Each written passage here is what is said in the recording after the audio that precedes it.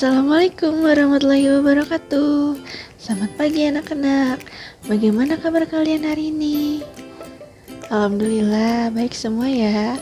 Coba kalian lihat teman kalian, apa ada yang tidak hadir hari ini?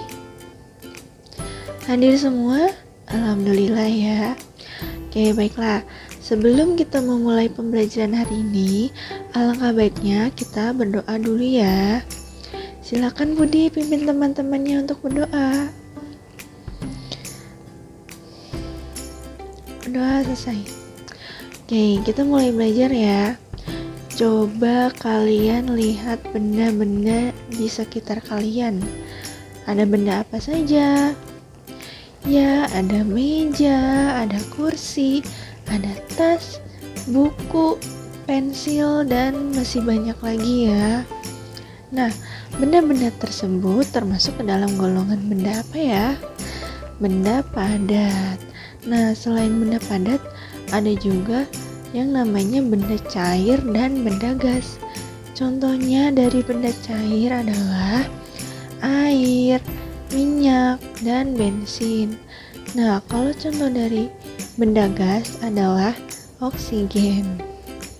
Nah, Ibu punya pertanyaan nih. Kalau ada yang bisa jawab, angkat tangannya ya. Pertanyaannya, kalau suara termasuk benda atau bukan ya? Ayo, siapa yang bisa jawab? Iya Lala, apa jawabannya? Bukan. Iya, benar, pintar Lala. Jadi, suara itu bukan termasuk benda. Kenapa? Karena suara tidak menempati ruang. Nah, kalau pengertian benda itu apa ya?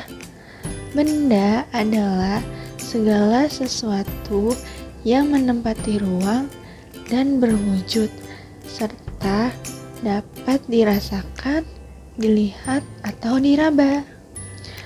Nah, selain itu, benda juga terbagi menjadi 3 jenis, seperti yang tadi sudah disebutkan.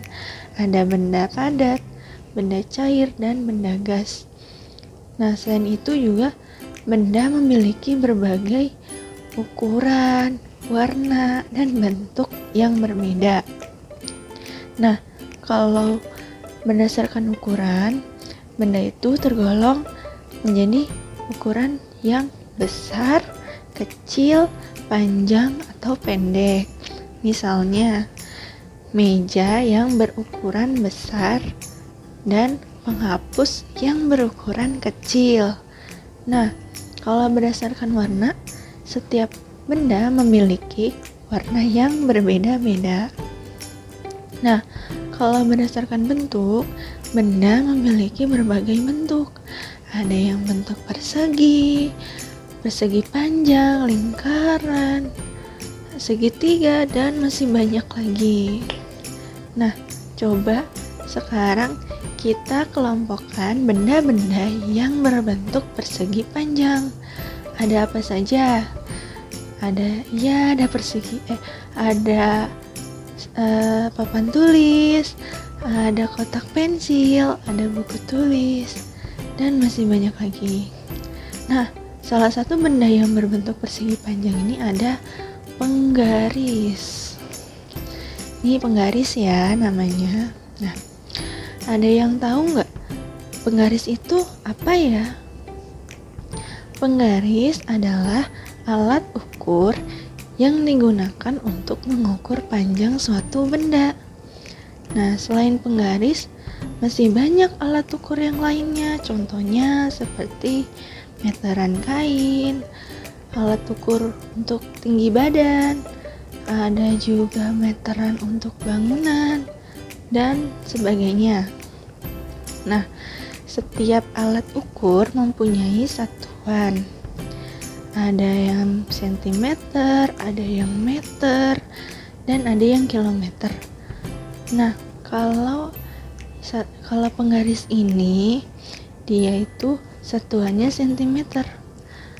Kalau meter biasanya digunakan untuk satuan mengukur panjang kain. Nah, kalau untuk kilometer biasanya digunakan untuk mengukur jarak tempuh perjalanan. Misalnya, jarak dari rumah ke sekolah berapa kilometer, seperti itu. Nah, sekarang kita belajar mengukur menggunakan penggaris ya. Yang pertama, kalian harus siapkan penggaris. Ya, yang kedua, siapkan benda yang akan diukur. Nah, caranya kita letakkan ujung benda ini di angka 0. Kemudian kita lihat bagian belakang benda berhenti di angka berapa? Oh, di angka 14. Berarti panjang pulpen ini adalah 14 cm. Nah, selain itu ada juga benda yang bersuara. Ada yang tahu nggak benda yang bersuara itu apa contohnya? Iya Budi, alat musik. Iya benar, pintar sekali kamu. Beri tepuk tangan buat Budi. Ya, jadi benda yang menghasilkan suara itu salah satunya alat musik. Alat musik adalah alat yang digunakan untuk mengiringi lagu. Nah, alat musik juga terbagi menjadi beberapa kelompok. Salah satunya ada alat musik melodis. Apa ya alat musik melodis? Alat musik melodis adalah alat musik yang dapat menghasilkan nada. Nah, Ibu punya contoh alat musik yang termasuk ke dalam alat musik melodis. Nih, di sini ada seruling. Nah, seruling ini termasuk ke dalam alat musik melodis. Nah, ada yang tahu nggak seruling ini berasal dari daerah mana? Iya, Nisa, Jawa Barat. Ya, pintar kamu.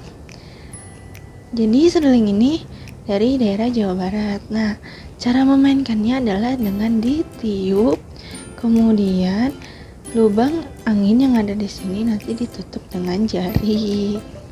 Seperti itu.